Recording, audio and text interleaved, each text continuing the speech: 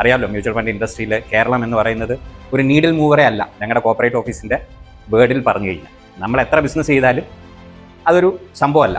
പക്ഷെ എനിക്ക് പ്രാക്ടിക്കലി ഒരു ഭയങ്കര അഭിമാനം തോന്നിയൊരു നിമിഷം എന്ന് പറഞ്ഞാൽ, ഒരു വട്ടം ഞങ്ങൾ ഓൾ ഇന്ത്യ മീറ്റിങ്ങിന് ഞങ്ങളെ വിളിച്ചിരുത്തിയിട്ട് ഇന്ത്യയിലെ ഏറ്റവും വലിയ SIP ബുക്കുള്ള ഡിസ്ട്രിബ്യൂട്ടേഴ്സിനെ പരിചയപ്പെടുത്തുമായിരുന്നു. അപ്പോൾ അതിൻ്റെ അകത്ത് ഞാനൊരു പേര് കണ്ടു, ഡയസ്. എനിക്ക് സത്യം പറഞ്ഞാൽ സന്തോഷം. കാരണം അത് വളരെ സിമ്പിൾ റീസൺ. കാരണം എന്ന് വെച്ച് കഴിഞ്ഞാൽ അതുവരെ കേരളത്തിൽ നിന്ന് ഒരു പേര് ഞാൻ കണ്ടിട്ടില്ല.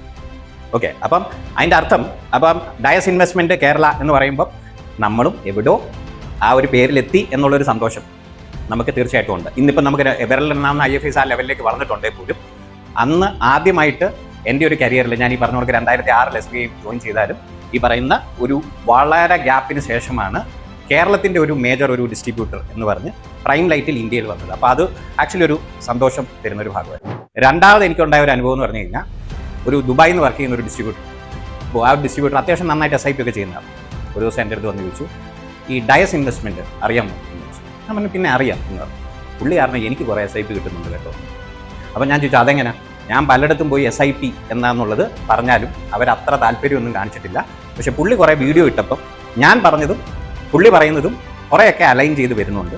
അവരെൻ്റെ അടുത്ത് വന്ന് ഞാൻ അടുത്തുള്ളതുകൊണ്ട് സ്റ്റാർട്ട് ചെയ്യുകയാണ്. അപ്പം ആക്ച്വലി ഡയസ് 500 കോടി വളർന്നിട്ടുണ്ടെങ്കിൽ മറ്റ് ഡിസ്ട്രിബ്യൂട്ടർ ഏതാണ്ട് അതേപോലെയൊക്കെ തന്നെ വളർന്നിട്ടുണ്ടെന്ന് വിശ്വസിക്കുന്ന ഒരു വ്യക്തിയാണ്.